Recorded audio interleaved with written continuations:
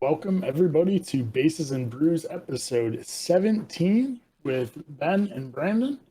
This is our weekly podcast where we talk baseball and beer. We stream the show live on twitch.tv/bases and brews, no spaces, every Friday, 6 p.m. Pacific, 9 p.m. Eastern. Come drop us a follow over there. Watch us live. If you can't catch us live, we are also on YouTube and on podcast services like Spotify, Google Podcast, Anchor. Just search for the channel Bases and Brews. Also follow us on Twitter at Bases Brews to get some baseball news, some updates about the podcast, see when we go live, etc. So how are you doing this week, man? I'm doing all right. I'm hoping work catches up next week, but other than that, it's good. I got a 3-day weekend, so. Damn you. I get a 1-day weekend. Oh, really? That's brutal. We're closed on Sundays anyway, so like I don't get any extra time off. Oh, that sucks. Yeah, no, I get today or Saturday, Sunday, Monday off. Nice. That's awesome. Oh, yeah, I'm looking forward to it. It'll give me an extra day to get some stuff done. I got to detail the car and stuff like that. Ooh. Oh, so much fun being an adult with a 3-day weekend. It's like, yeah, chores. Yeah. Well, honestly, I'll probably just take it to a nice shop and have it detailed. Nice, even better. We got some shops around here that'll do it for my car because I don't have a big car. It's a small sedan. It only costs like $60 and they'll do a wash and detail. Like they'll wash it and wipe everything down on the inside and vacuum it out. It's not like a super like in-depth detail, but it's good enough. It's better than I probably would do. Yeah, right. I mean, yeah, you would hope so anyway. Yeah. So what are you drinking this week? Just some 805s. Don't know what that is. 805. I mean, technically it's a San Francisco brewery. One of their spots is literally like I think a couple blocks from what is it called now? Wherever the Giants play. I forget what it was. AT&T. It's not AT&T anymore. It's it's Oracle Park now. Sorry. Right, I forgot. Should be very easy to remember because Oracle Arena, Oracle Park. Yeah, except for it's Chase Center now, not Oracle Arena. Oh, so they lost that sponsorship, so they were like, let's go just buy the Giants sponsor? I genuinely think that's what happened. Was Chase helped them build the new spot, so they gave Chase the name for the new building for the Warriors, and then... Wait, the Warriors got a new arena? Yeah, like 2 years ago? I didn't know that. They moved from Oakland to... literally, bro, you gotta check. They're literally like 2 blocks from the Giants stadium now.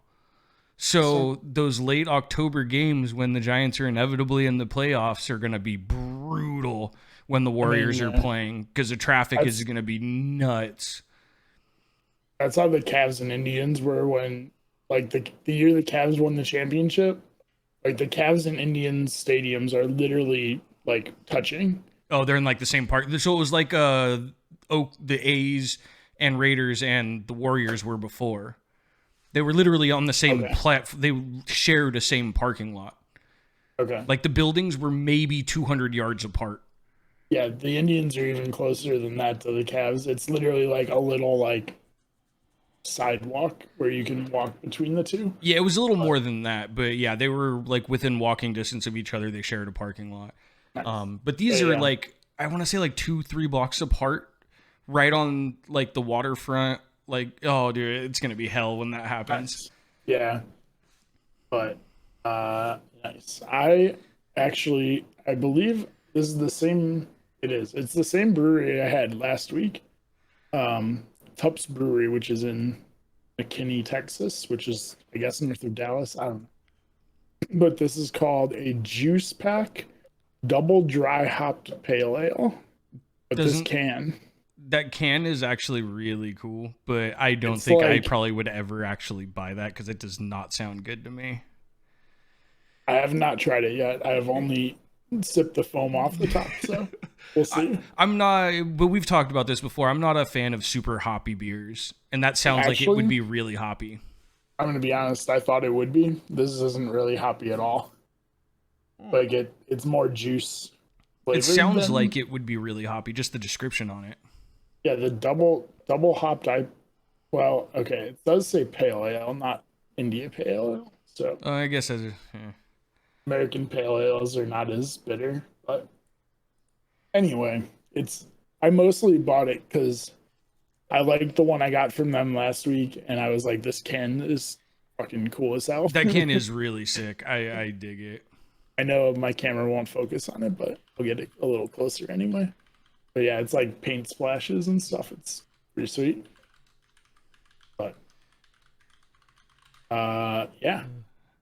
So let's get into a little hot and cold here. Yeah, we got a lot of news to cover this week, which is pretty much most of what we're gonna, I think, do for this episode. Yeah, even our big topic is kind of news, but all right, so we'll start off. I think he was on our list last week, but Kyle Schwarber finished the month of June with 16 homers, and all 16 of those were in the last 18 days of the month. He had no home runs through the first 12 days of June. So 16 home runs in 18 games. Do you know who that ties him with? No. I'm assuming Barry Bonds. I think there was a third guy too. I'm not sure. But I know for sure that ties like a record with Barry Bonds for home runs in a short span.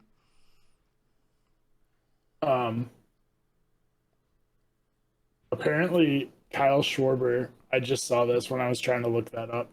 He has more home runs since June 12th than the Mets, Tigers, Marlins, Royals, Phillies, Reds, Pirates, Cardinals, D-backs, and White Sox by himself. That's surprising for a couple of those teams, like the White Sox, because they were, I felt like, hitting White the shit Sox out of the ball. White Sox are actually the lowest on the list. They only have 8 home runs in the last 18 games. I don't know. Maybe they just are kind of died down a little bit. I feel like for a while they were just on fire. They're slumping really bad. They're like 3-7 over their last 10. The Giants are in that same boat right now. I think they've lost their last like 3 or 4 in a row. The Padres are coming in hot. I just saw it because I was looking at the standings to see our hot and cold, and I didn't put them on the list, but the Padres are 9-1 over their last 10, I think. And the Giants are still holding first. That's how good of a lead they got in the beginning. But this is what I told you when the season started and they got off to a hot start. It's the All-Star break now. We'll see if they can keep it up. Because I feel like this is where it starts to fall apart. This is where the wheels fall off. But we'll see. We'll see. We'll see what moves they make. As a side note on this, Kyle Schwarber actually went out of the game yesterday with a knee or leg injury or something. So he like turned awkward on first base and like sprained his knee. So we'll see what happens. But that dude was killing the ball. I mean, not hitting great, but he was killing the ball. He was only batting like 270. But it's the whole 3 true outcomes that you get with like everybody these days. Yeah. Yep. But yeah, he had an incredible month of June. I think he was player of the month for sure, right? I guarantee he was. They just announced those today, I think. I know that DeGrom got National League Pitcher of the Month. Of course. And then I think Shohei Ohtani won AL Player of the Month. I don't think he got the pitching one. I think he got Player of the Month. Sounds right.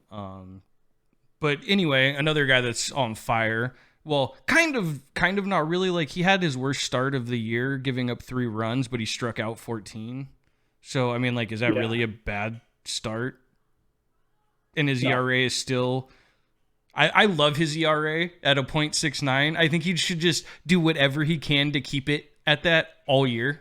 Unfortunately, you were correct, by the way. It did go up after this last one, huh? Yeah. His last start, it's .95 right now. Oh, which is still, I mean... It's sub 1. That's insane. But going into the start he had yesterday, okay, he had a .69 ERA through 13 starts, which was the second lowest through 13 starts in the history since the earned run became a stat in like 1910. That's insane. But he gave up that start yesterday. He gave up his first earned run on the road this season. Like That's insane. It's the All-Star break. He gave up his first earned run. Like, Jesus. I didn't include these on the hot and cold, but I will. I do have the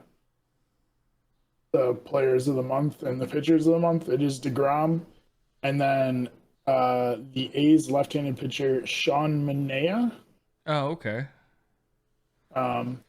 Who I don't know, but apparently he's pitching really good. Or he had a good month. He has a 3.13 ERA right now for the season, but although I feel like 3.13 isn't even that bad. No, it's not. Players of the month, like you said, Shohei Ohtani in the AL, and then Kyle Schwarber in the NL. Which isn't surprising. Yeah. But on to the good stuff. And I say good stuff because it has to do with the Giants, and everything right now with the Giants is good. Still maintaining that. Maybe not for long. No, dude, if they lose tonight, I'm going to lose my shit. You have a 1-game lead for the best record in baseball right now. Is it one? I thought it was half a game. The best record in baseball. Well, okay, it might be. Because I think the Dodgers were a half a game behind us. Or was it the Padres? I was just looking at the win totals, and the Dodgers and Red Sox are one win less than you. Okay. So we are still up on top, but I'm... The Red Sox, who saw that coming? Yeah, right. But again, the Diamondbacks, who are beating the Giants right now. Were yesterday. They're winning the series so far.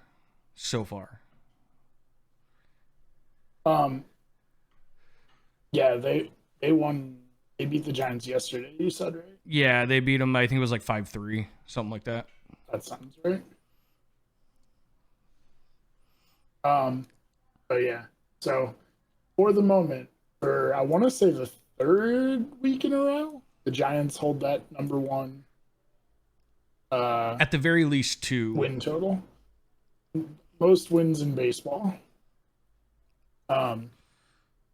The worst record in baseball also has been held for at least 3 weeks, maybe more. By probably more. With the Arizona Diamondbacks.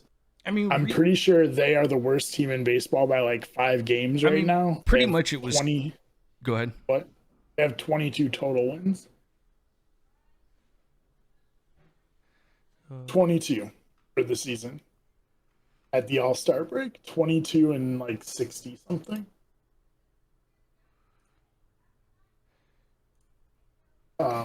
But okay, real quick, Jen, it's possible that I haven't looked at it, but it's possible that the Red Sox won today and the Giants haven't played yet today. So I guess technically until the game today, if the Red Sox are at 51, it would show them. The Red Sox are 49 and 31.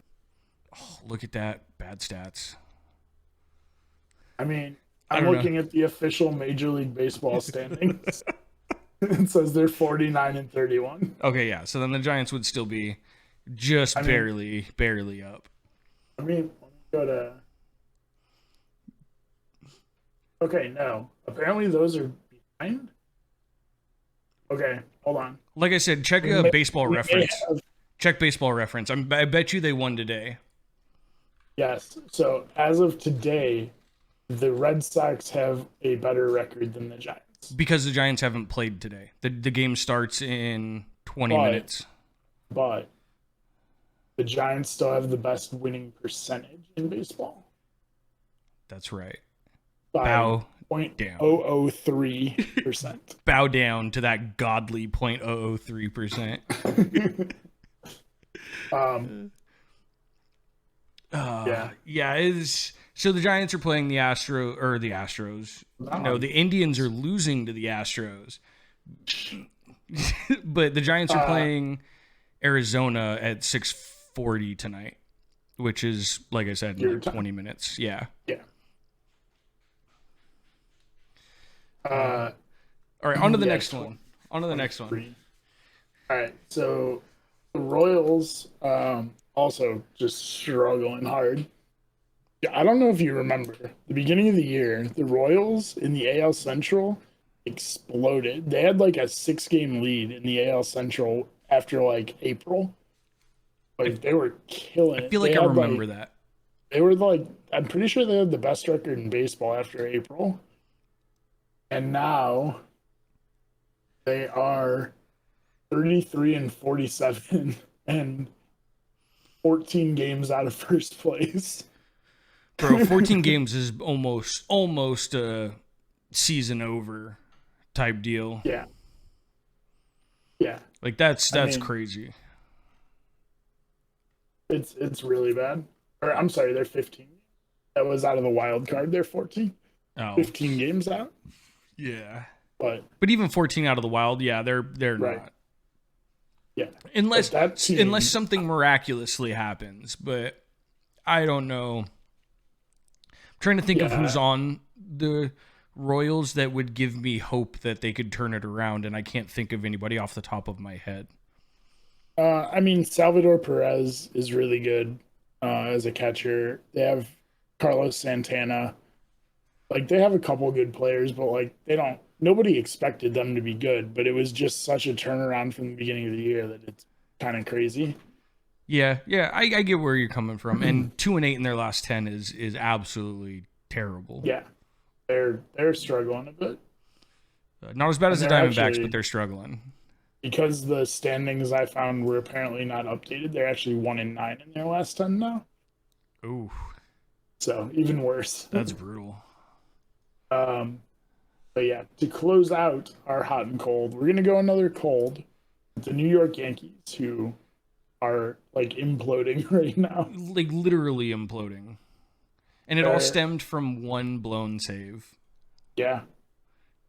They're 4-6 over their last 10. They're just not playing great. Giving up 9 runs. I think it was 9 runs in the 9th, or was it 7 runs? I don't remember. I'm pretty sure it was 9 in the 9th inning to lose a game, because I think they lost 9-7. That sounds right. They went ahead 7-0 in the first inning off of Shohei Ohtani, the Golden Boy. Yeah. He gave up 7 runs in the first inning. He got knocked out in the first. And it was basically game over. Like, everybody knew it was game over. And then all of a sudden, the Angels score 9 in the 9th to win that game. Like, that is an implosion of monumental proportions, in my opinion. Yeah. So, apparently, like, they're like falling apart so much that they had to call a players only meeting, and like, it's never good. No, it's never good when you hear the words player only meeting. Like, that means your club, that has nothing to do with on the field. That means your clubhouse is falling apart. That is borderline the kiss of death. Yeah. Borderline, because it's a fine line, because it can galvanize your team. More often than not, it's the kiss of death. Yeah. They are 9 games back in that division, which is nuts. 5.5 out of the wild card, which isn't as bad, but yeah, that's still bad. But they're struggling right now, just from not necessarily on the field, because you said they're 5-4 in their last 10, or is it 4-5? 4-6. 4-6. I guess that's not a great record, but that's not like 1-9. No. So I guess their record isn't that bad, but you can tell that just from an internal standpoint, something's going on. They're not in a good spot right now. Yeah. So that is the last of our hot and cold, but that is going to lead us into our news, which is the first news item, which is the Yankees made a trade with the Diamondbacks. I was going to say it was with Arizona, right? Or Tim LeCastro, who is an outfielder who's batting 170, and he has 20 hits on the season. 20 hits. Why are you trading for this dude guy? Is supposed to be fast as fuck, though, right? Yeah, he's... Well, okay. In 2 seasons, he has 31 stolen bases. So, like... I mean, that's not that impressive. Now, if 31 he had, of 34. That's impressive. Yeah. I mean, the number itself isn't impressive, but 31 of 34 literally being thrown out, 1% of the time? Yeah. Or is that 10%? 3? That's like... Yeah. So he's a 90%er. Like, as just even if you don't use him as anything but a pinch runner, something like that, like that's valuable to have. As a Giants fan, we had one or two guys like that on our championship runs, and they were invaluable. Like, I can't even explain like how valuable it was to have one or two guys on your bench that you could throw out there in a big moment and get them to steal and have them steal a base, and know that with 90%, you're most likely going to get that base stolen. Yeah. Or you're going to, you know what I mean? Like, that's super effective for a contender, but the Yankees are struggling right now, so I don't know why they would want that. So that also came out today because people were criticizing this trade, that the GM came out and was like, yeah, we're going to be big time buyers at the trade deadline. It's like, that's scary. That's scary. Because that is a mistake. But to get that guy, LeCastro, who's like, meh, they gave up like one of their top relief pitching prospects. The dude in the last 3 years, he's at a 139, 156, and 120 ERA in the minors. Why isn't he up already? I don't know. 3 straight years of sub 2 ERA. Why wouldn't you bring him up? I don't know. Unless they're trying to pull an Indians and trying to keep that. Yeah, but that's not really a Yankees thing. They just pay people. Yeah, well, they don't give a shit. They have so much money.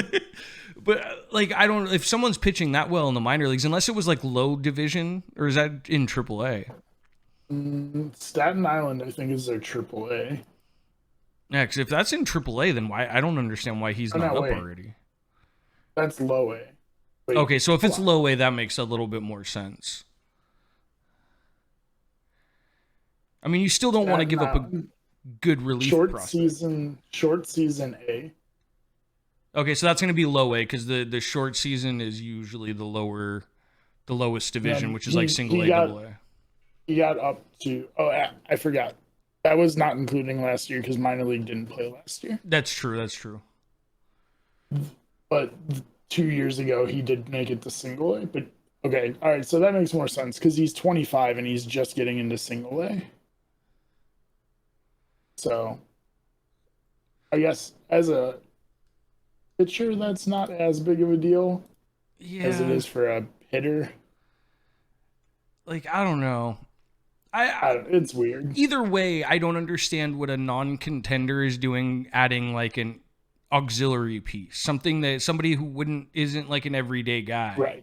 Right. Like someone like LeCastro. Well, yeah, but that's scary if they want him to be an everyday guy. Because if I'm not mistaken, LeCastro is an outfielder, right? He's a center fielder. Correct.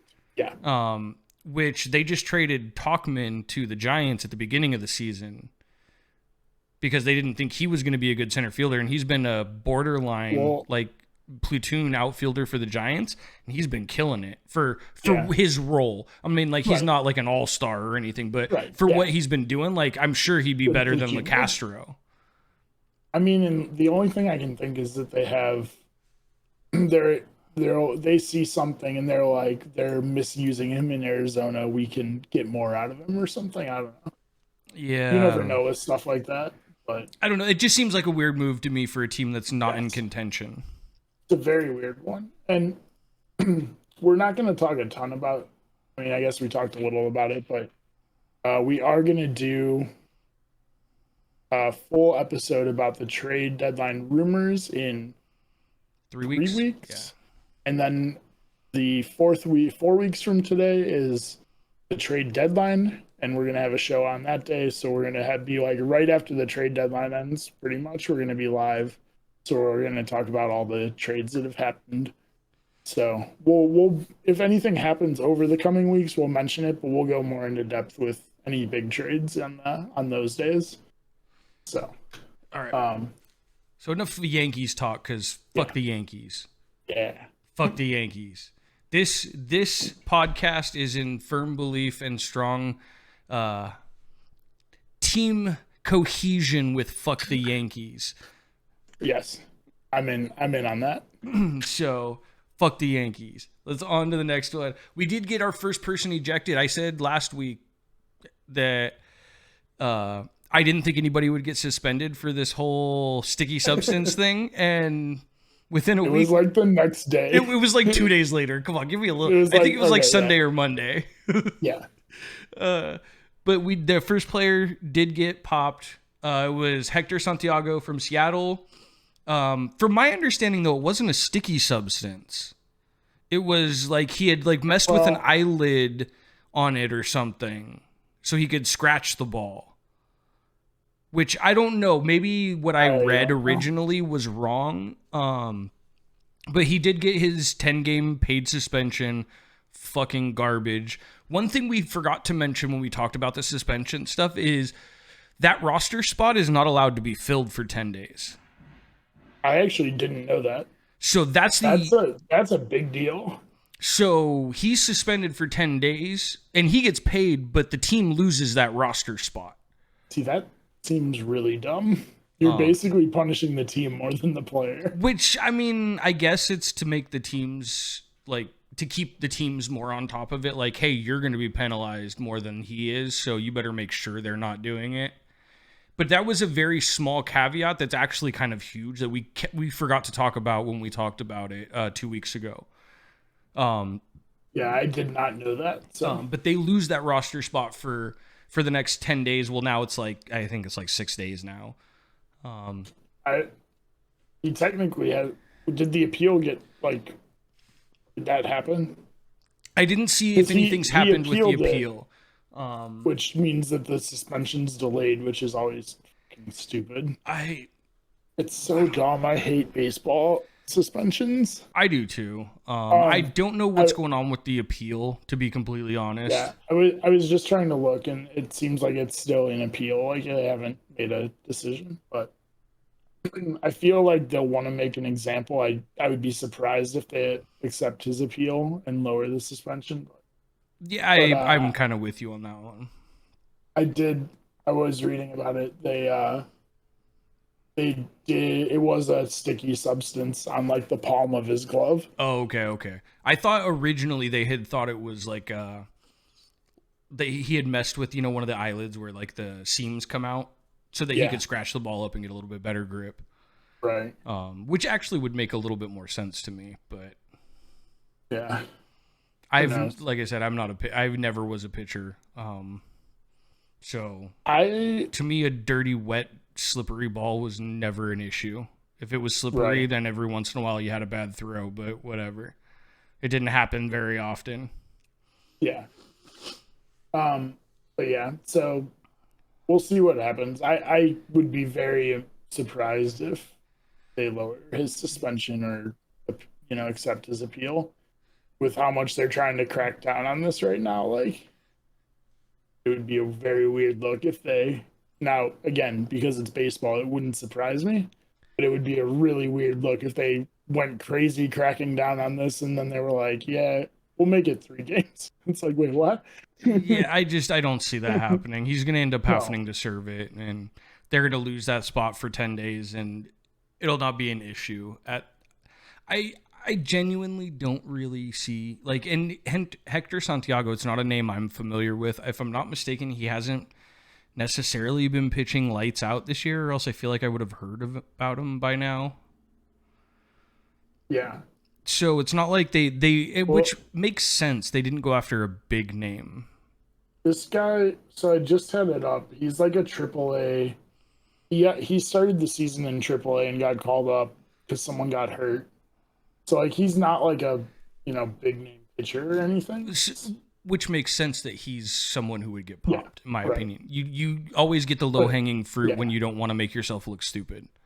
I was just saying that's why you haven't heard of him, because he's not really like he's a 33-year-old who, like, perennial, like, minor leaguer, yeah. Like, he's always, like, a 6th or 7th starter who's, like, come up if someone gets hurt or on a doubleheader or something. The Giants have had a lot of those lately.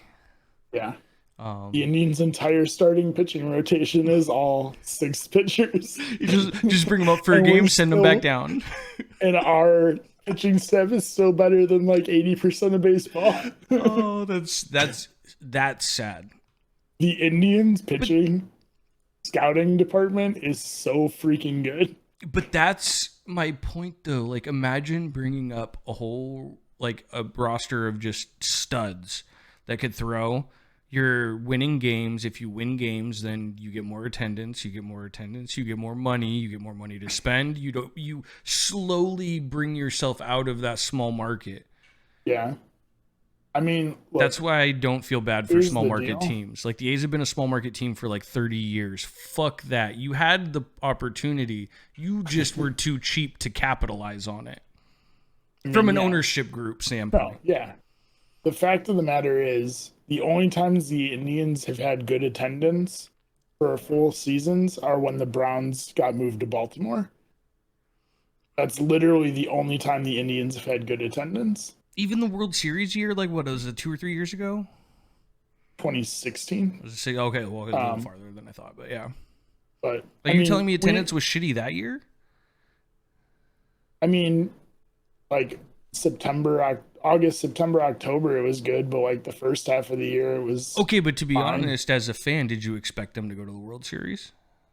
At the beginning of the season, I'm saying. Like, I mean, was that the projection? Because we went to the playoffs the year before, and then we went out and got Edwin Encarnacion and a couple of relief pitchers. And because I don't know, I don't know, maybe it's just my love of baseball, but I feel like if the teams were good and actually competing, people would show up.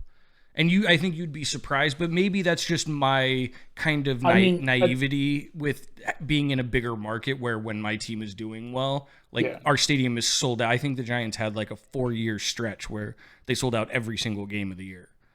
Yeah, the Indians, when we lost the Browns, had it was like 780 or something straight games sold out. So it was like 6 seasons straight. We sold out every single game, but then the Browns came back and everyone's like, well, it's the Browns.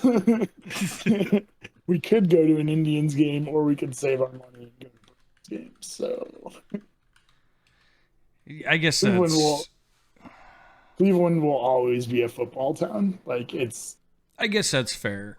Like I said, it's partially probably part of my naivety.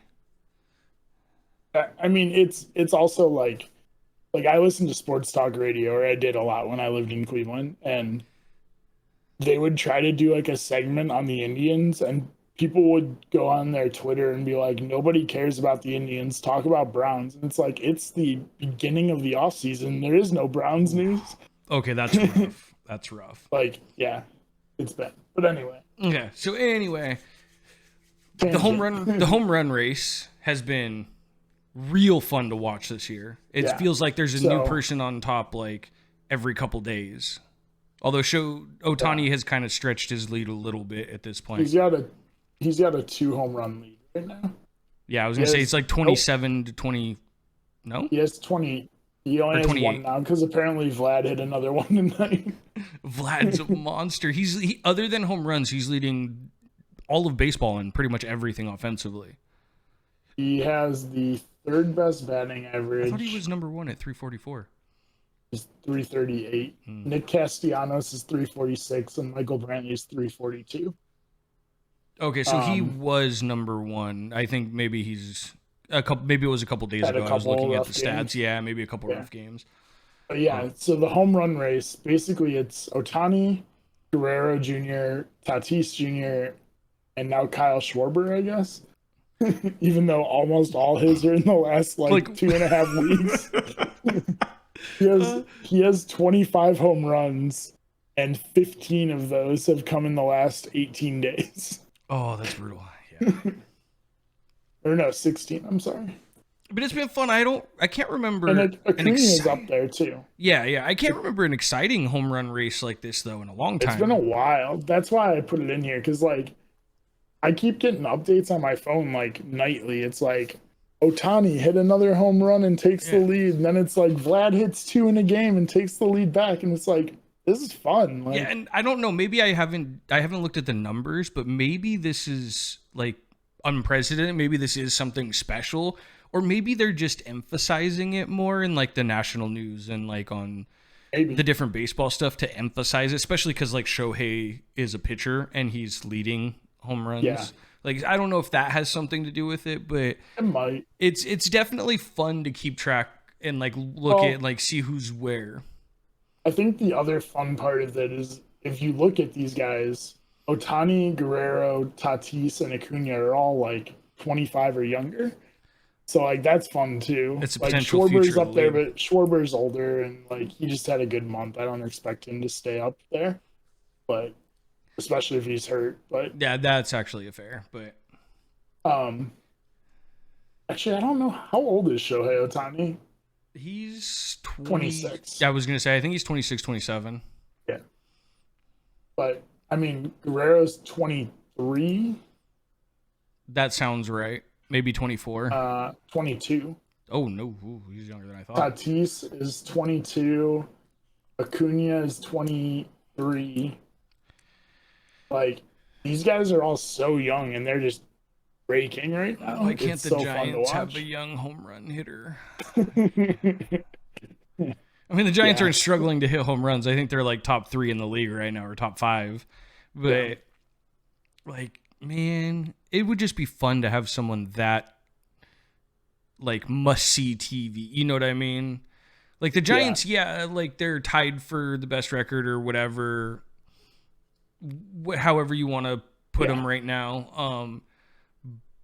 But they're doing it with the cast of, I would say nobodies, but just people that like, they're not like big names. They're not older stars. players, cast offs.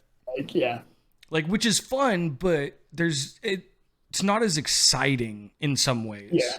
Well, yeah, I mean, I get that. Like the Indians having Lindor for the last 6 years, like watching, I would tune in every night just to watch Lindor. Like that dude's just fun to watch play baseball. That's fair. That's and I mean that's where he's a little older now, but like that's what I feel like with Acuna and Tatis and Guerrero, like Ohtani, like all those guys are just fun to watch.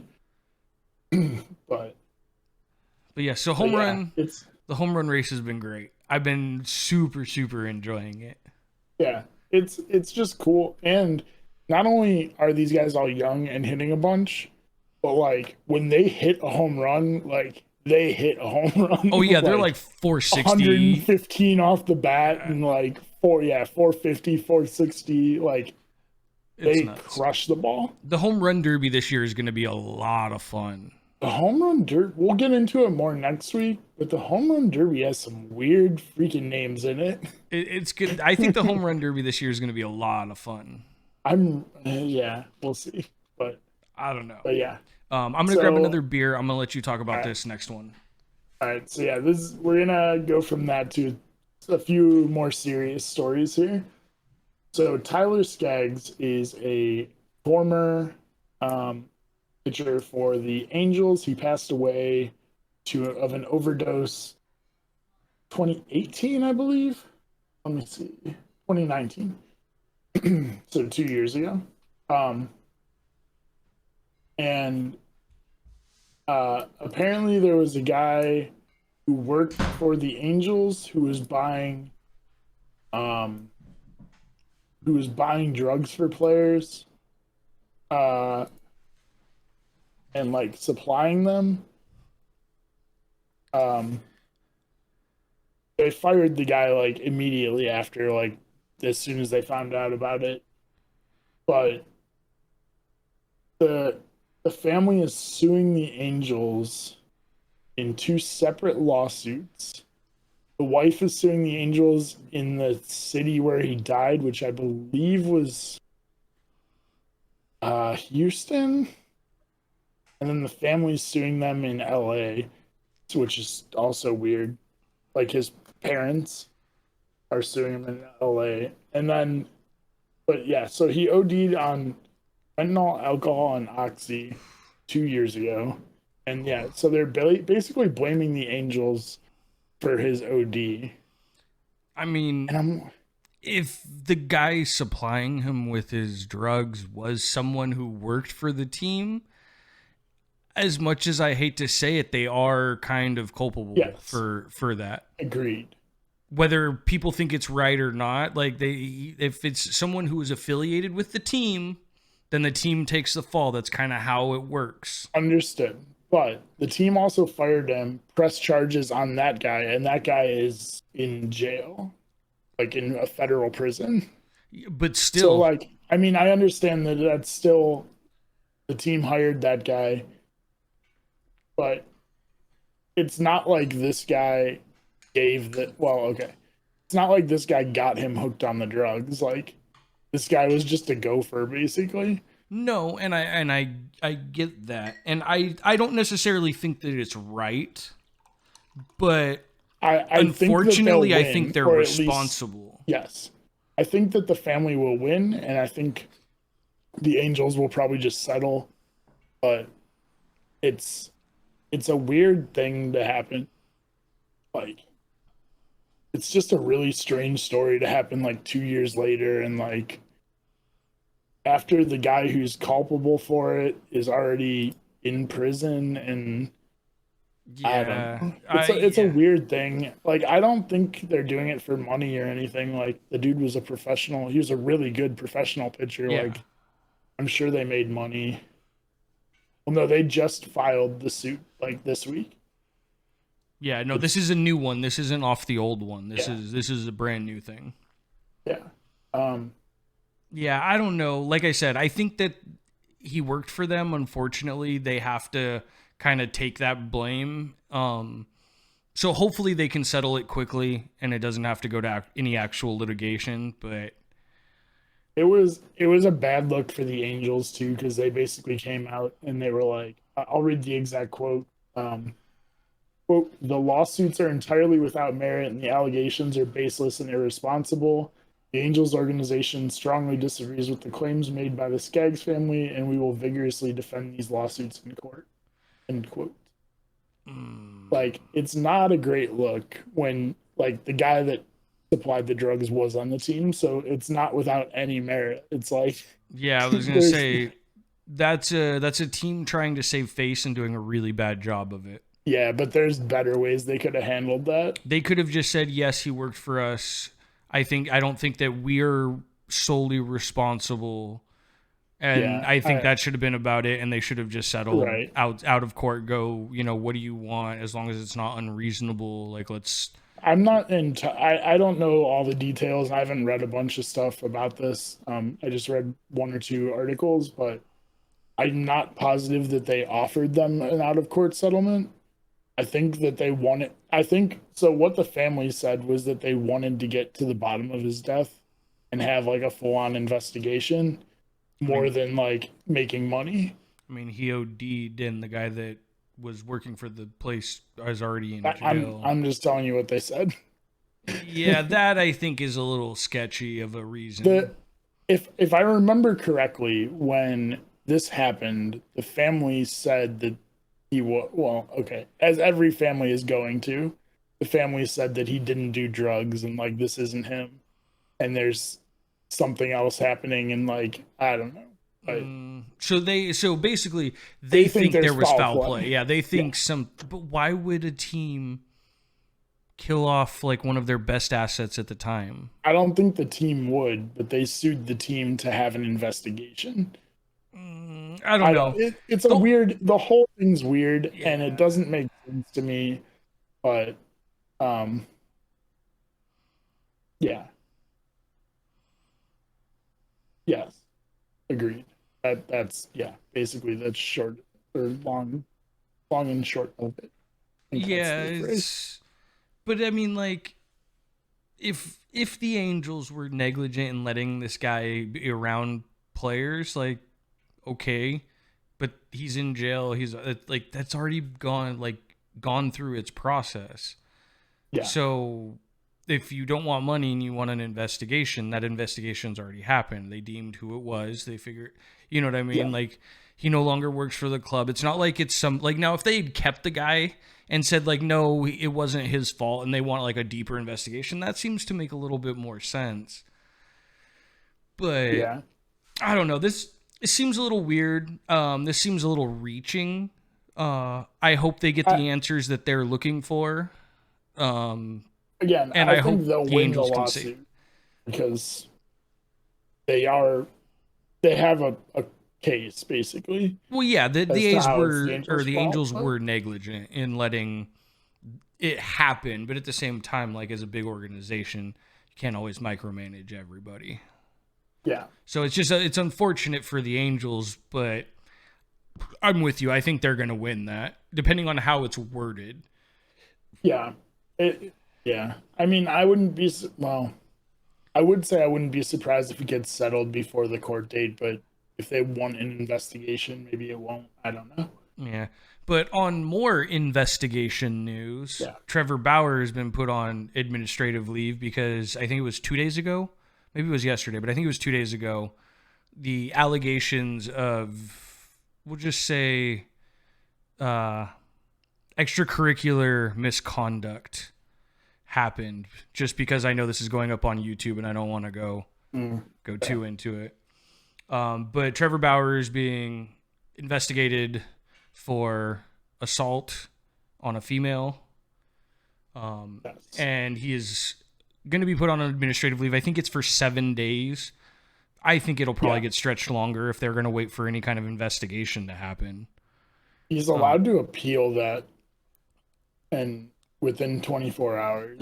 He vehemently denies it from his initial statements coming out. He's saying everything was consensual, and he doesn't understand why this is, basically he doesn't get why it's an issue. Like, it was all agreed upon.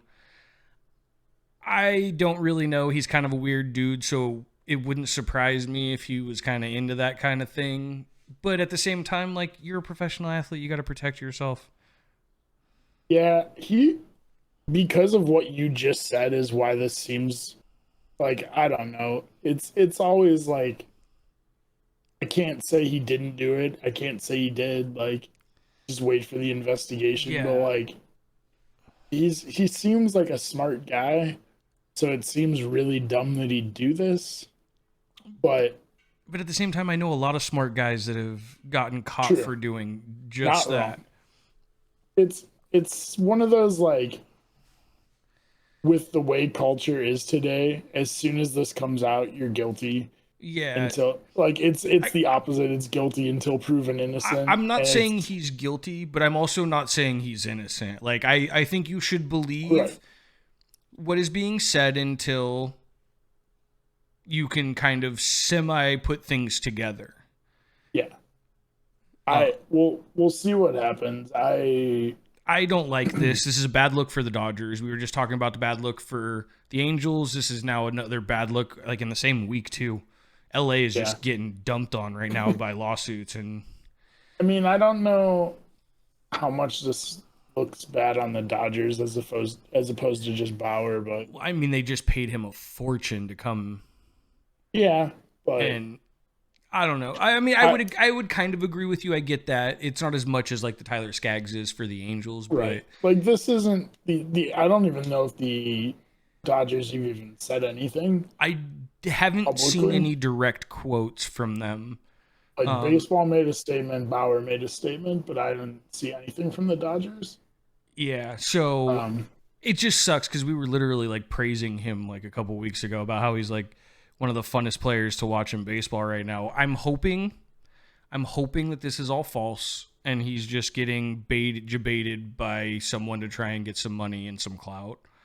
But if he is guilty, then I hope appropriate, like, then he's a scumbag. Like, I don't care. He will officially be like one of my least favorite players in the league automatically. I don't care what you do. Like, if you can do that to people, you can fuck right off.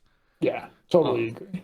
But so we'll see how this plays out, but that's huge. That's big news for the Dodgers because he's one of their best guys. So we'll keep you guys updated as this progresses, but because it's so early, I don't want to say one way or the other. Yeah, same here. I don't know any details. There's no information out there.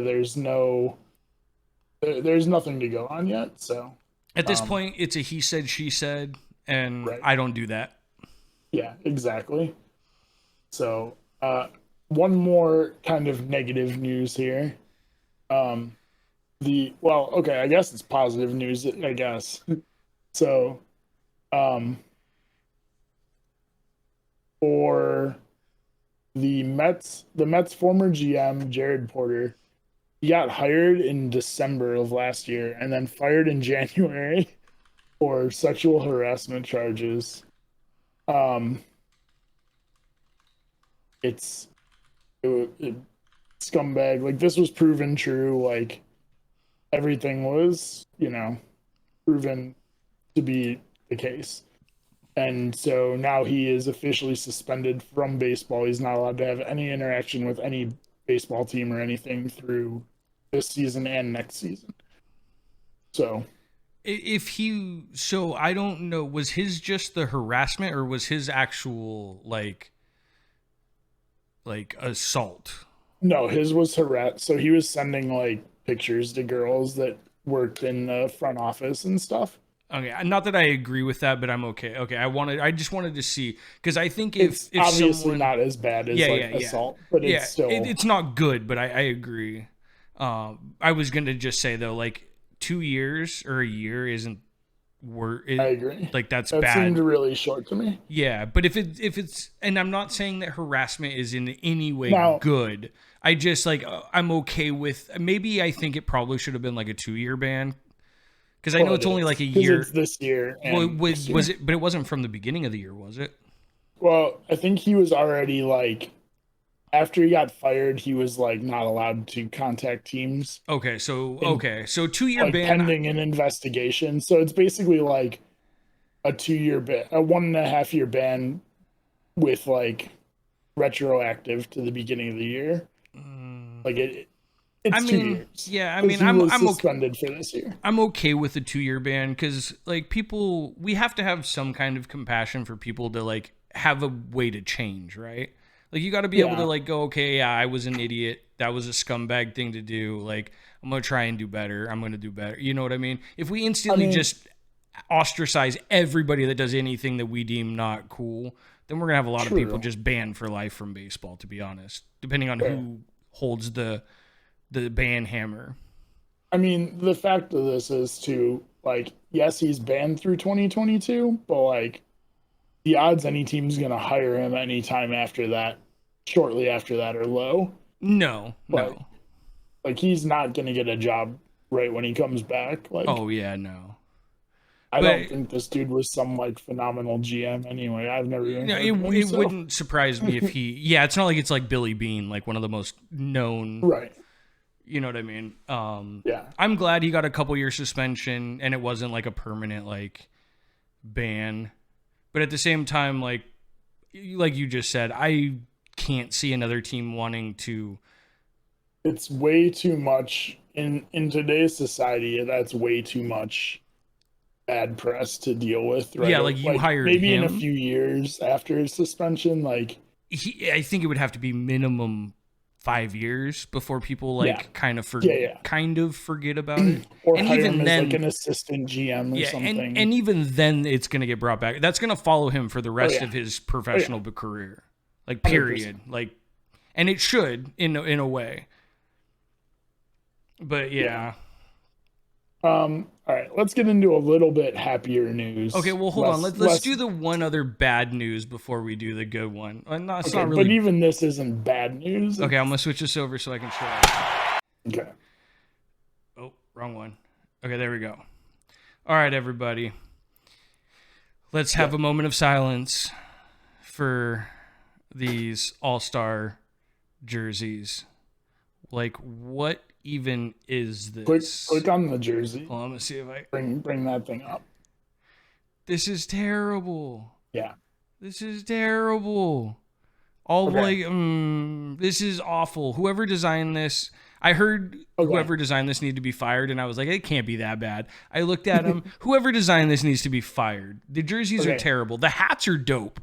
I will say that. Cool. I like the hats. Let me see if I can get one to pull up. Oh, and it's not in frame. Hold on, let me see if I can move this a little bit. Can't you just scroll down? No, because it's a Twitter pic. It full screens for the thing. Gotcha. Here, I'll adjust this real quick. Go ahead and say what you were gonna say. Okay, so I don't hate the design of the jersey, like it's not great. Don't get me wrong, but I don't hate it as much. What I do hate is the fact that it's a soccer jersey and not a baseball jersey. It doesn't make any sense. It's really I don't know. It seems super cheap. Like it's such a weird look. Like this is your showcase to show off the best in baseball, and you're like, let's put them in soccer jerseys. Yeah, I don't know. The jerseys are terrible, but I like these hats. I like the purple cool. star in the back with the team's logo. I think the purple All-Star Game logo on the side, I dig it. 100%, I'm most likely going to try and get a Giants one of these. I might have to order it, but as you can see, my Giants hat is like fried. So I just bought a new Indians hat. I need it in the next day or two. So I only buy my Giants hats at stadium. Okay. It's just something I've done for probably 2 decades now. Yeah. So I only buy a new hat every couple years. Like this hat's probably 2-ish years old. But I always take one up there but I wear it till it's like fried, like sweated through like toast, like done. And then basically I buy a new one and throw that one away. It could just be the camera, but like the top of that hat looks clean. Like looks fine. It looks clean. It's just the brim looks dirty. Yeah. So this is how the rest of the hat looks if I got it up real close to the camera. Okay. Like it's bad. Like it's dirty as fuck. It's just the bright orange kind of masks some of that. If it was like a dark hat, like some of my other hats, like you would see like the sweat mark like all the way through like the bottom and everything. This hat is bad. So I'm going to be getting a new one this year, but I always buy the orange hats like this. My Indians hat wasn't super old, but the button popped off the top. So now there's just this little metal thing sticking up. So I was like, I don't know if I've ever had that happen. I've never had it happen before. Like I've had hats like literally like the bill falls apart and stuff and like the seams come out, but I don't think I've ever had like the little pin up top just pop off. I've never had it. It just popped off and there's this little metal, it looks like a thumbtack, like sticking up through the top of the hat. That's probably all it actually is. Probably. But yeah, so I ordered a new one the other day and that should be here in the next couple days, I'm hoping. So I'll hopefully have it next week. All right, let me switch this back. All right, yeah. No, but I like the All-Star hats. The jerseys, though, are... Now, let me ask you. If that was a like normal baseball jersey and it had that same logo where it had like the team initials and then like the logo over the top, would you hate it as much? Yes. Really? I just don't like that design. Fair. I think it would have been cool with a better font, but I don't hate. We talked about this a little before the podcast, before we went live. I really liked when they wore their team jerseys for the All-Star game, which they haven't done for quite a while. Yeah. Oh yeah. It's been at least 10 years since that's happened, but they used to wear like the Indians who made the All-Star team would wear the Indians jersey. And if it was a American League Park, they'd wear the white home jerseys. If it was a National League, they would wear the gray away jerseys. So like everybody would have the same color jersey, but they'd all be like their team jersey. I thought that was cool. So that's why I kind of like this, but I agree the design isn't great. Let me clarify. For a professional team, I think this design is absolute dog shit. Oh yeah. Now if you're talking like if there was a college that did this or a high school that had jerseys like this or even hell a minor league team, I probably wouldn't be so like really, but like at a professional level, you got like some of the best fucking designers out there and you're telling me that this is the best you could come up with? Okay, that's fair.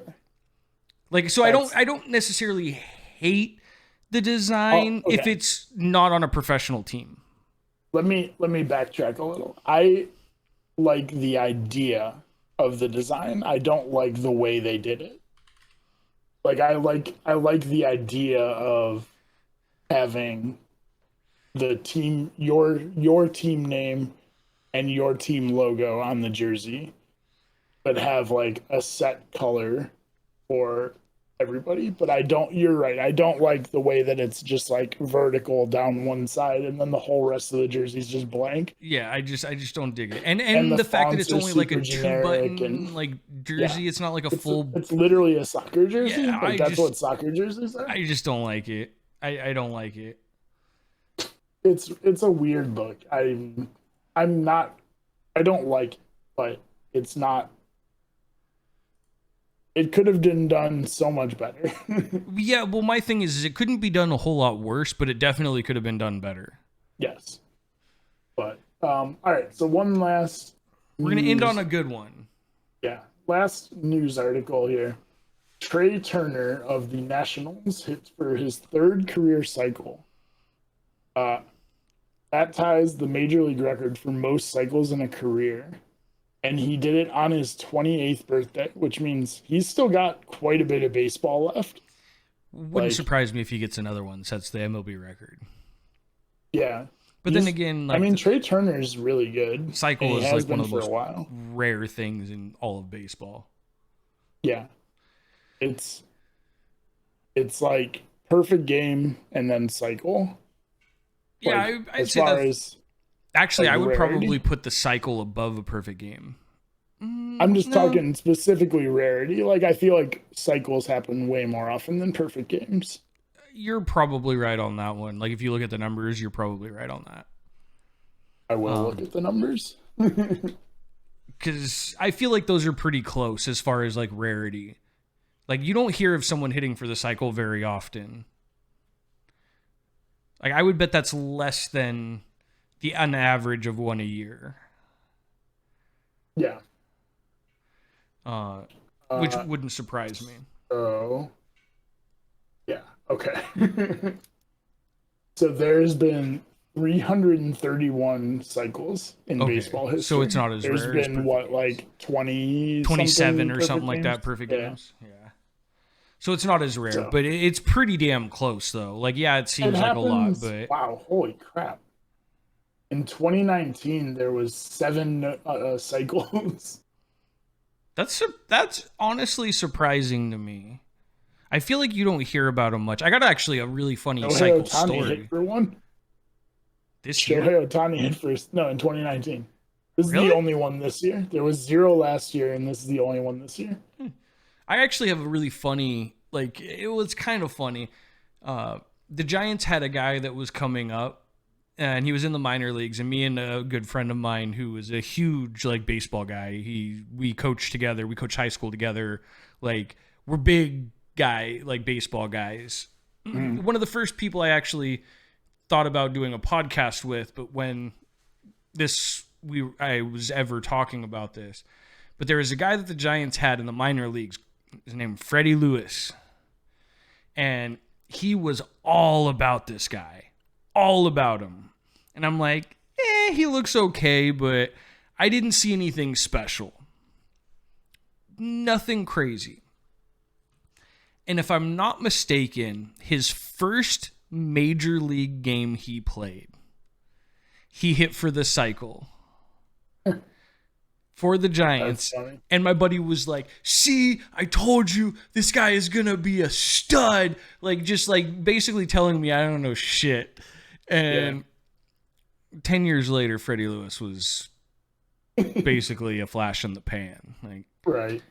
He was an okay utility player for a few years. I think he bounced around later in his career, but he didn't stay with the Giants for very long. But he definitely made his shit known when he came up. He was like, look at me. And my buddy was all about him. And I'm just like, nah, slow your roll. Like sometimes shit just kind of aligns. And it was one of those rare times where I felt like I was like predicting right. Because like players are so hard to kind of gauge where they're going to be, especially when they're young. Yeah. Because you don't know what injuries are going to happen or just anything. Sometimes people just get in their own head. We had a pitcher that was like that. The guy had insane stuff, but like he was just a mental case. Right. I think he actually has a no to his name, like even Jonathan Sanchez. I looked up Fred Lewis, by the way. Oh yeah. In today's major leagues, he would probably be not bad. He batted 260 for his career. 266. He had home runs are low. Was he 27 home runs? I was gonna say like 30 or so. 1,700 plate appearances. Yeah, that's not great. That's not great. He, like I said, he was a decent utility guy. Yeah, like that's what he was. He was one of those platoon guys. He wasn't an everyday guy. Right, of course. But like he just came up with such a flash though, and he hit for the cycle. My buddy's like, "See, I told you, Fred Lewis or die." And I'm like, "Bro, just slow it down a little bit." Yeah. But yeah. All right. Well, let's move. That was a lot of news this week. This was a busy week in baseball. And so we're gonna move into our big topic. Not really a huge one this week. I don't know. I think this is okay. It's a big deal, but I'm just saying, like, there's not a huge amount to talk about, I guess. I don't know. I feel like there's a lot around this topic that you could talk about. But it's just for anybody out there. NCAA is finally approving players to use their own likeness to make money. What are your initial thoughts on it? I'll let you open this one up. It's about time. No, I get, I'm pro paying, like, especially in football. So we talked about this. Basically, this is a football thing. Like, realistically, like, football players are the only ones who are really going to be able to make a bunch of money doing this. But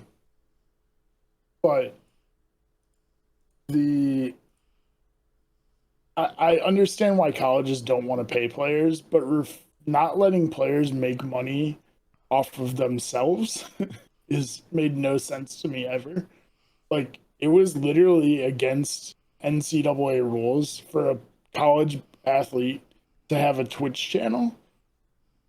Because technically he was making money. Because technically you would make money because of your name as an athlete. Like, that's so ridiculous. I actually didn't know that, and I think that's bullshit. But I think that's more of a modern thing as opposed to... Well, right, of course. But this is basically the NCAA finally evolving. It's good. Players can make their own merch, and have Twitch channels, TikToks, like all that stuff. They can get advertising deals. Like, I have no problem with this at all. Like, I'm for players getting paid, but I'm not for... I understand why colleges are against it. I don't agree with the colleges, but I understand why they're against it. But this makes complete sense to me. So I'm with you. I agree. I think it's long overdue for players to be able to make money on their own likeness. It's going to be interesting. I don't think you're going to see any more NCAA sports video games, or very few. No. Well, wait. Ironically, aren't they bringing that back this year? There was talks of it, but I don't know if that's going to happen if they have to actually pay the players for their likeness. Because if the players can opt out and be like, "No, you can't use me unless you pay me," like, that's going to be a huge factor on who can and can't be in the game. You know what I mean? You're gonna have blank player number 11, who's basically the same person as, whatever. So this game, NCAA Football 21, is coming out this year. That's going to be interesting to see how that plays out. Now, because of this coming out, I'm curious if that means that there won't be any players in the game. It'll just be like blank names and numbers. Means that right. like made up players. Well, because they used to do that for some of the basketball and football games, like back in like the late 90s when they couldn't get people to approve. They would just basically have the player in there. They just would be a random make the number. Player and then just give them a random name. A random name, random number. But it was everyone knew who the fuck they were. Of course. And you could go in and like edit all the players, so you could go in and manually put in all their names. Like so like I think we're gonna end up with like that again. Yeah. But I think this is good, but I also think that this is dangerous. And I think this is dangerous for the college game because some of these colleges have huge sway in the communities that are around them, and where the college directly might not be able to pay a player, they can go to a car dealership that's close by, say a Mercedes dealership, and be like, hey, you're one of our better boosters. We want to recruit this guy. Are you willing to give him a car to promote your business?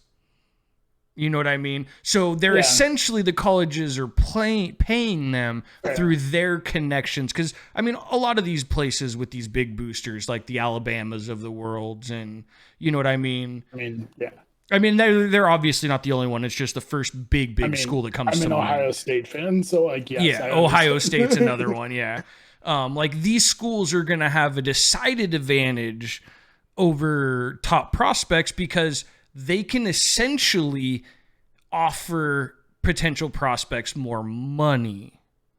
And as a kid, one, you're playing for one of the bigger schools, and two, why wouldn't you take more money? Okay, so here is my counter to that. Is one, everybody knows the top players were already getting money from boosters. It wasn't legal, but all the top players were getting recruited and given stuff. Freaking LeBron came out and said that like 5 different schools offered to give his family like $500,000 if he went to college there. Like, I'm not saying it doesn't happen already. Right. I just, and then the other thing is, like, people already were going to those schools if they were a top prospect, because that's your shortest route to the NFL or NBA or whatever. You know, like, I guess, okay, that's the other one is NBA or college basketball, men's and women's. I guess that's true. That's another big one. But, I mean, yeah, so, like, the best players were already going to the biggest schools. So, like, I don't think that boosters are going to change anything because that was already going to be the case. I disagree. Okay. Like, I get what you're saying. Like, I do think people have been paid for decades. I mean, not even disregarding the paying people. Like, if you're a top player, you were already going to go to an Ohio State or an Alabama or a Clemson or you were already going to go to those schools because they had the best chance of showcasing you to go to the professional level. Yes, maybe 10 years ago, I would say that. But with how mainstream, like, a lot of the streaming services have gotten with college footballs and, like, well, just college sports in general, you can almost, if you really look, there's sites that you can watch almost every, like, college sport for any school, no matter where you're at. Yes, you're right to some extent. Some of, like, the prospects are going to go to those schools anyway. But I'm more leaning towards the fringe players. Like, the guys that are really good, that are probably going to make a professional sport, but are not your marquee guys. Because, I mean, really, there's not that many of the marquee guys that are 100% going to one school because they want to be shown. And honestly, when you really look at it, that's not even always the case in general. Like, some of the best players in the NFL have gone through some of, like, the side schools to get to where they're at. That's more an NBA and college basketball thing, is like the one and dones go to Kentucky, Duke. That's fair. But for football, like, I don't think that's always the case. But I just think it's a slippery slope. I love that they're actually able to monetize themselves. That's what I like. is I could care. Yeah. I think that they probably should have still limited what they could do as far as but it's hard because it's like I said, like if a booster goes, okay, well, I own a car dealership, let me just give them a car. They're technically getting a promotion deal because they probably will do an ad for their as long as they do an ad or something. Yeah, they'll probably do some cheesy ad for their dealership and then they'll get a free car. They'll basically get paid $70,000 to get a nice car or something like that. Right. But I don't know.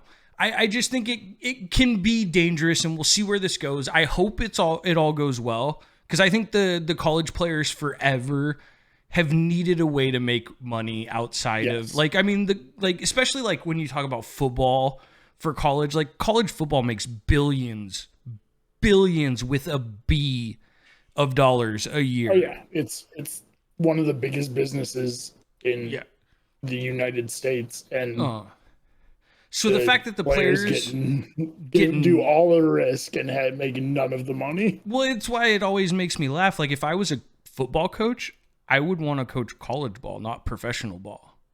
And people are always like, why? I'm like, because you get paid more. Yeah. Well, if you're good, I think the only coaches that get paid more in football are Nick Saban. I think Urban Meyer's making $11 million with the Jaguars. That's right. He just moved up this year. I think I'm talking about his last college contract. When he was coaching for Ohio State, I think he was making $11 million. I think that's what big time coaches in the NFL make. No, they make $3 million. NFL coaches are vastly underpaid compared to what you would think. I mean, I'm sure there are the few that make tons of money, but overall, I don't think they make much more than $3 to $5 million as an NFL coach. Whereas you're seeing guys that if you can prove you're good, you're making $6 to $10 million in college. Yeah, but that's because they don't pay the players. It's all. Most of that money is going to you. Yeah, so I was looking it up. Yeah, you're not wrong. So Bill Belichick is making $12 million. Andy Reid's making 10. So the big name guys are in the double digits. Okay, yeah. So there's a few. And then Urban Meyer in his last year at Ohio State was making. It's 9 to 11. It has to be that high. 10.5. Yeah. So it's comparable, but I'll say this: college, you have to do a lot more work because you have to recruit. But that's the thing is now you don't. Well, you still do. I mean, you offer a kid $200 million in endorsements, or not 200 million, 200,000 in endorsements. So that is one rule. The school, I mean, I know, right? There's ways around it, obviously, but the school can't offer the kids money. No, but they bring him to from outside parties. They bring him to the school and they go, "Hey, Johnny, I want you to take him here, here, here, and here, and go talk to these people." And all of a sudden, he's now got 200,000 in endorsements if he goes there. I mean, I understand that. I'm not, it's all legit that. So I don't know. Like I said, I hope it all works out. But that's the only fear I have is that the bigger schools are only going to be more dominant than they already are. So the parity is going to be even worse. So I actually heard this argument when this was first brought up a year and a half ago. Is that the flip side of this is that since players are allowed to get endorsements and make money through their, streaming and TikToks and whatever, they can make that money outside the school. And booster, a lot of small schools have huge boosters. That actually makes sense. So, yes, Ohio State or Alabama or Clemson or whatever, Duke, can offer these kids a bunch, but at the same time, that also opens it up for small schools and they're massive wealthy boosters to be able to do the same thing. And try to get some of those good players. And you Yeah. can be like, hey, you're right, you could go here, but like you can start your own Twitch channel or TikTok channel or whatever Well, and make money outside of that. and I say that that's a concern for me because as a Warriors fan, and this is specifically for the Warriors, you know how they got Andre Iguodala to take a veteran minimum for 3 years? Yeah. It was because they were like, hey, bro, come check this out. Yeah. We're going to take you to Silicon Valley. Look at all these peeps that we know. We're going to get you invested in some real money, some real wealth money. Right. Not just, I can pay you $3 million more a year, or I can get you involved in this company that's going to make you $20 million over the next 5 years. Right. You know what I mean? Like, Wow. So there are things like that I can see happening. Not to that scale, because that's right. like on another level. But like right. when you shrink that down, I could see a microcosm of that happening at some of these schools. Yeah. I'm worried about the disagree. parity, to be honest. That's all I'm worried about. Because like already you see Ohio, Alabama, LSU, Clemson, and basketball, it's UNC, Duke, Gonzaga's there every once in a while. Kentucky, like Villanova, like, and it's already that way. Nova. So I imagine that like with this being a thing, it's only gonna get worse, and that worries me a little bit. Just a little bit. Like, I mean, I hope that they make their money, but like at the same time, it worries me for the parity of college like sports in general. But at the same time, personally, I don't really give a fuck about college sports. So, I don't care about anything except college football. Like that's the only college sport I watch. I do a lot of homework when it comes to like football. Just looking forward to like the draft. Yeah, like when like a couple months before the draft, I'll start watching a little bit of tape and a little bit of film on people and be like, okay, this is what we need. So who fits that kind of thing? Right. Look at like the draft boards and be like, hey, here's your top receivers, and then look at them and see what fits. Yeah, like I'll do that kind of stuff. But as far as like sitting, like I know people that adamantly watch like college game day every Saturday. I don't do that. I don't care. Ohio State games every week. Like I watch Ohio State football every game. But where I live, there is no college. Right. That's also part of it. Like I'm directly close, like to me. Like I guess UCLA and USC, but those are literally like 6-7 hours away from me. Right. Like I'm never going to watch one of those games. Berkeley, I guess, would be a bigger group, but they don't do football. They're more like some of the lower end sports. They do like more water polo, more. They have a lot of track and field guys, like so, like some of the outside the box sports, as opposed to. I think Berkeley had a good basketball team not too long ago, but like they're not like a huge. Like school like a USC or a UCLA is or something like that. Right. So for me, college sports has never really been a thing. But I get like someone like you that grew up probably pretty close to Ohio State was about 2 hours away from me. Yeah, I think Stanford's like 2 hours away from me. So I guess that's like the biggest college program. Yeah. But and your coach used to coach there. Yeah, but Stanford But see, I hate Stanford. So just a small thing about me. Stanford's always been kind of a place like snooty, like you didn't get into Stanford, like more academic wise, like, and I've always like hated schools that like turn their nose up at the Ivy League schools. Like that just to me just like it's always been something that personally has kind of turned me off. So I've never really been a fan of Stanford. But there's been a lot of guys that are good that have come from Stanford.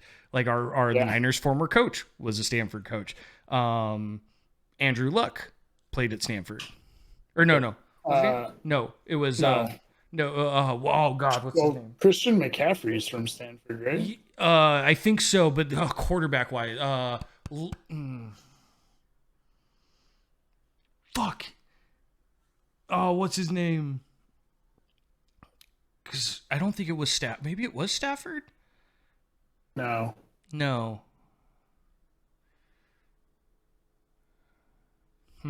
There were Matt Leinart. No, he went to USC. No, USC. Yeah. As soon as I said it, I knew that was a USC. There's been a big, like a generational, like a big quarterback that went to Andrew Luck, I think was who it was. You said Andrew Luck. You said Andrew Luck a little bit ago, and then you were like, "No, it wasn't him." No, yes, I'm pretty sure it was Andrew Luck. It was. I'm looking it up right now. It's Andrew Luck. See, this is how little I know about college football.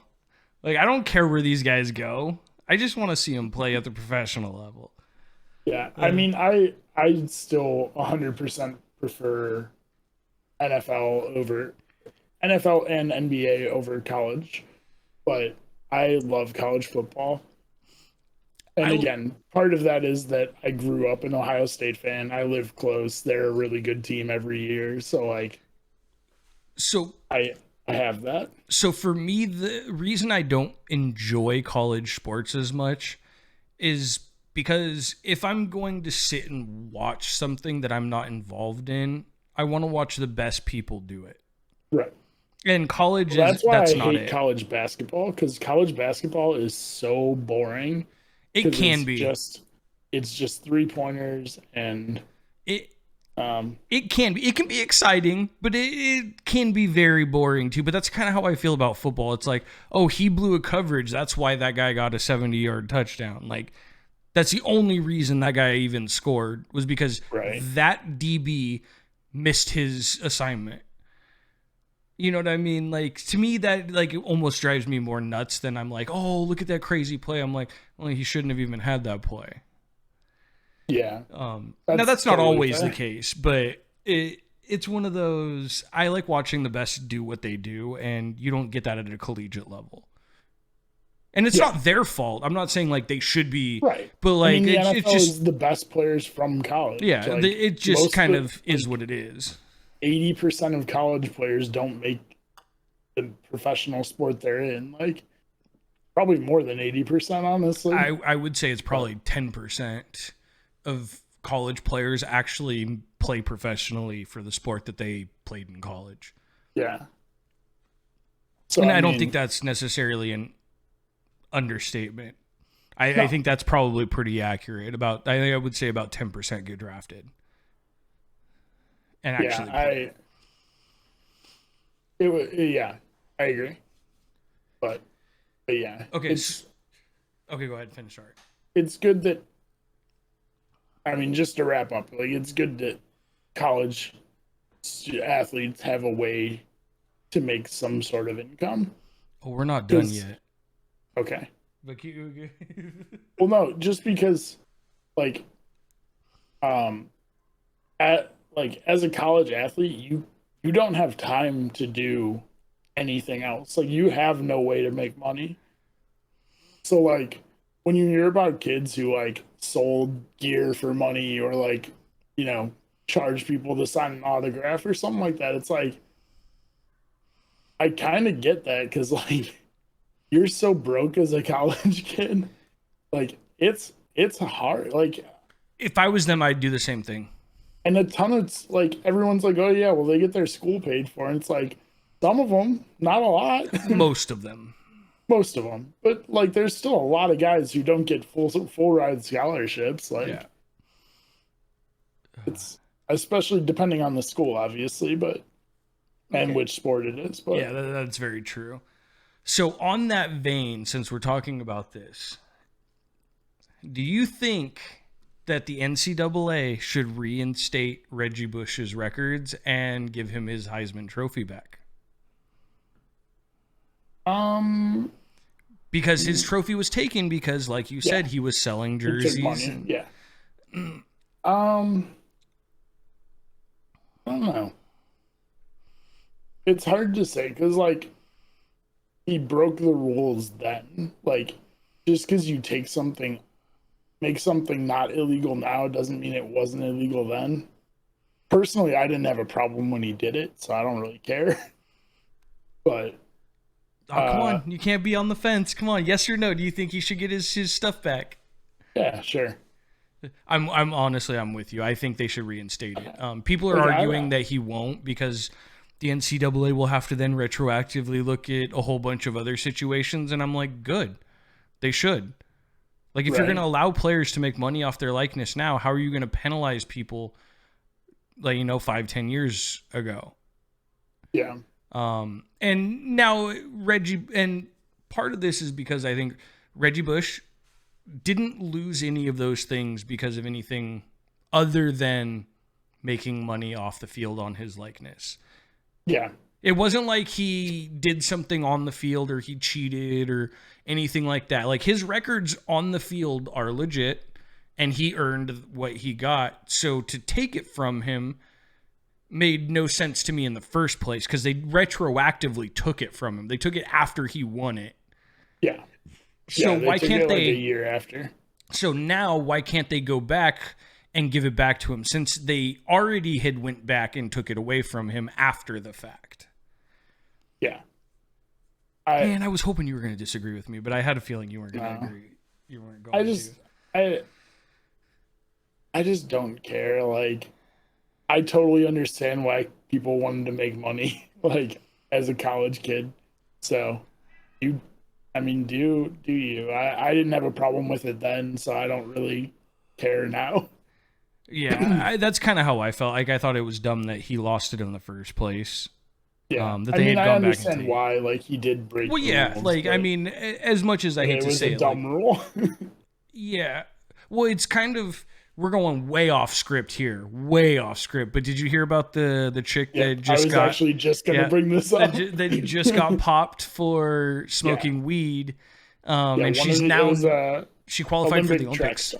Yep. See, we great minds think alike. Right? Oh, yeah, all on the same page. All on it. So it's like with her right now, she's not able, even though she qualified for the Olympics, she's not. I forget her name. I'm really bad because this was just look it up because I feel bad about not bringing it up. But she is not going to the Olympic Games, even though she qualified because she got drug tested and came up positive for marijuana. Now, I personally, Sha'Carri Richardson. There you go. I don't know if I'm pronouncing that right. So she's now not going to the going to the Olympics because she got popped for marijuana. Granted, her mother had just passed, and I get that. So you grieve, and she probably smoked a blunt or two or something like that and got popped. But she's not going to the Olympics now. And people are all up in arms like, well, this is a dumb rule. This is stupid, blah, blah, blah. Yeah. And where she did it, it was legal. And it's like, whether you agree with the rule or not, it was a rule. Yeah. And you broke that rule knowing it was a rule. Yeah. Like, yeah, I don't care. Whatever. I'm for legalizing weed and stuff. Like, I don't really give a shit, but it's just, yeah, you could have been an Olympian. Like, you knew this was a rule. You knew you were gonna get tested. Like, just don't smoke for like a few months. Well, and it doesn't say they can't smoke. It just says they can't smoke, from what I understand. I haven't read all into it, so disclaimer, I don't know for sure, but from what I understand is they're allowed to do it off season, but they just can't do it on season, like when they're actually like competing. And if she knew that ahead of time and she still did it, and then got caught, like, I don't like. Still, like, again, you knew it was against the rules. Like, I feel bad because she deserves to be in the Olympics. Yes. But at the same time, like, if you know that that's against the rules and you purposely just say fuck it. And, like, I don't know if I necessarily feel that bad for you because you knew that was going to get you disqualified if you got popped. This happened a few years ago, a few Olympics ago with Michael Phelps, too, where he wasn't allowed to compete for one Olympics because he got caught smoking weed and stuff. I mean, he won so many medals already. He was like, whatever. Well, right. That was like 2 Olympics there, and he didn't get it. Yeah, and then he came back for another one after that and won like 3 more. He was like, whatever, peace. I'll see you in 4 years. I'd rather smoke. And from what I understand, she's owning it. She's like, yeah, I fucked up. Like, I shouldn't have done that. Like, I'll see you guys in 4 years. Because she's young. She's not. She's still in college. Yeah, like, she's like 21 or something like that, 20. Like, she's going to be back. And she's incredibly fast. I don't know about you, but I've been watching a lot of, like, YouTube videos of the Olympic trials. It's been nuts how fast some of these chicks are. I watched a little bit, but I haven't watched much. Yeah, she is ridiculous fast. I haven't seen any of her stuff. But. I would recommend, like, you can watch a few. They're like literally seconds, because I think she does like the 200 meter. It's like 30 seconds. Like, her races are nuts. She'll be back, and it sucks that she got disqualified, but it's kind of the same reason. Like, I'm not sure if I would give Reggie, like I want to give Reggie Bush his shit back because he earned the Heisman, but at the same time, it's kind of the same thing. It's like, if you're gonna break the rules, you kind of know the consequences, and if you get popped, then, like, you kind of deserve it. Okay, since we're already way off topic here, here's another prime example. Is sorry, I'm watching a 100-meter dash of her right now. Oh, I'm telling you, it's she's stupid fast. She is very fast. It's not even close. Like, she blew away everybody.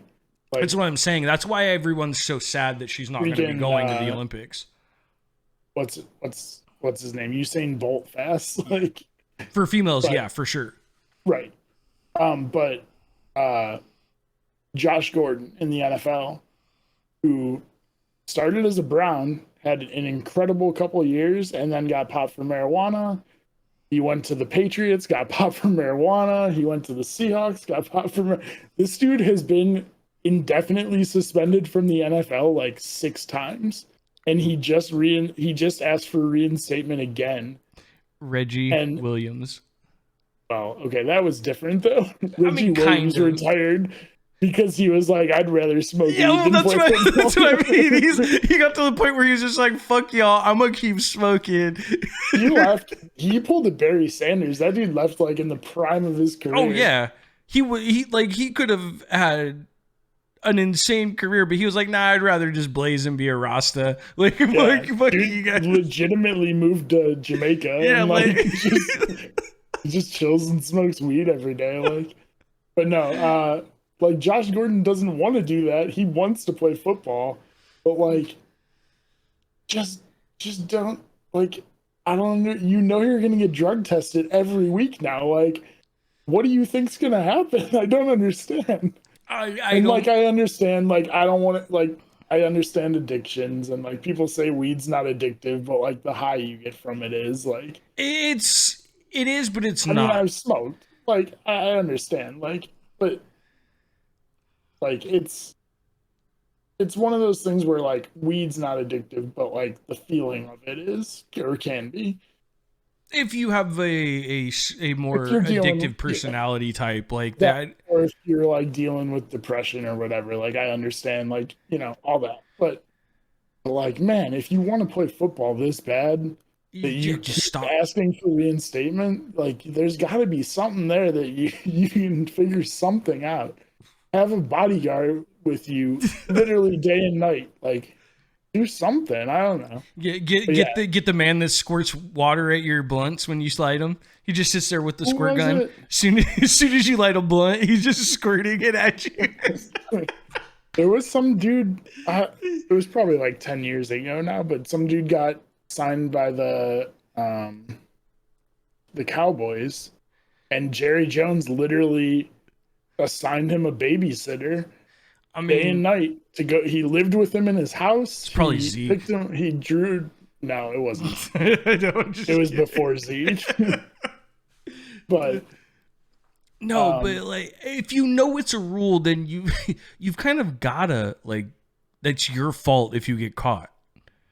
I'm not saying don't do it, but just like, you gotta have people in places to keep you from getting caught. Yeah. And if you don't, then you suffer the consequences. Just like anything else. You don't want to get caught? Stop using sticky stuff. It's simple. Right.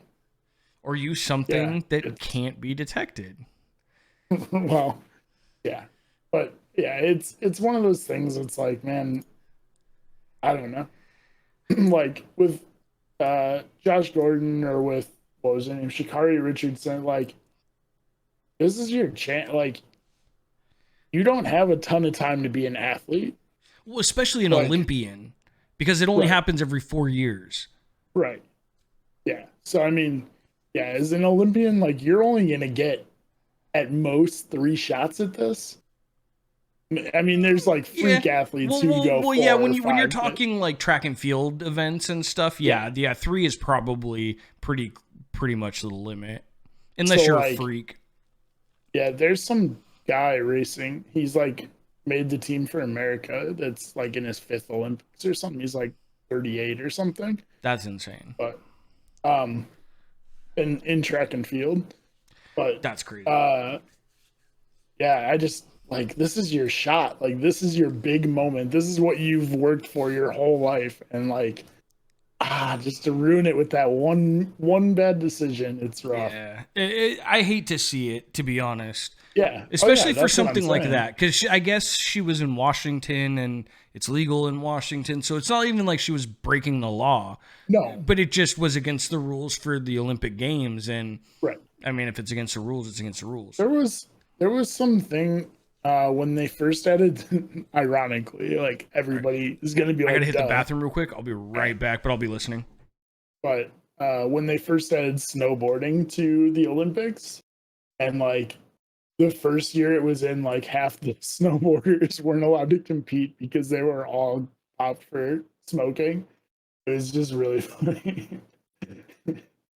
But yeah, it's one of those things where we really just one bad decision just ruins so much. But I don't know.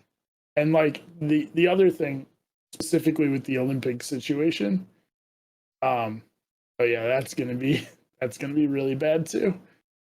But specifically with the Olympics is like in the US, we're slowly moving toward marijuana being a legalized substance everywhere, and like I'm assuming most of the American leagues, the NFL, the NBA, Major League Baseball, will all kind of adapt that to some degree. But because the Olympics are international, like there's a lot of countries that are very against that, and it's going to be a lot longer until, if ever, until that's going to be legalized in an international competition. So, we'll see. But you want to know the irony with that? What's that? Is the commission for the Olympics, from what I was reading, is based in Switzerland. Okay. And it's legal there. Well, right, but it's made up of. Well, yeah. But it's kind of comical, yeah. Where their like home base is, it's legitimately legal, which is why like I wouldn't surprise me if it never becomes legal on a global stand, like on like an Olympics. Yeah, international competition. Yeah. I'm 100% with you. I think within the next 3 years, I don't even think it'll take that long, but I would guarantee within the next 3 years, baseball, any major American sport, weed will be off of the ban list permanently. I mean, I think no question the first one that'll do it is football, because the players are so adamant about it, because you literally beat the shit out of each other in football. Like, they're out of all the sports, they're the ones who need it the most. But I wouldn't disagree. Wait. I wouldn't be surprised if it's fairly soon. Yeah. But. And on the snowboarders front, 100%, like, how do they not know that they're all like stoners? Like, have they never gone to a snowboarding mountain? So, I don't know. We got very off topic here, but that's the whole fun of this. Sort of related, right, dude? I love going on tangents. That's so much fun. But Yeah, because it's funny to think that we started at NCAA letting their players make money, and now we're talking about like Olympic. Right. I mean, to be fair, this is the most off topic of baseball we've started at, because like we were basically talking NCAA football, basically, and now we're talking Olympics and NFL and NBA. Like anybody who's still with us on this long ass tangent, we love you. Thank you for the support. Yes. Yeah. Anything else you want to add news wise or anything before I go ahead and send us out? No, I think we pretty much covered the news. All right, everybody, thank you for watching or listening. If you're watching live on twitch.tv/Bases and Brews, then go check out our YouTube for previous episodes. Maybe something you've missed. We're on episode 17 right now, so we got 4 months of backlog if you haven't seen it.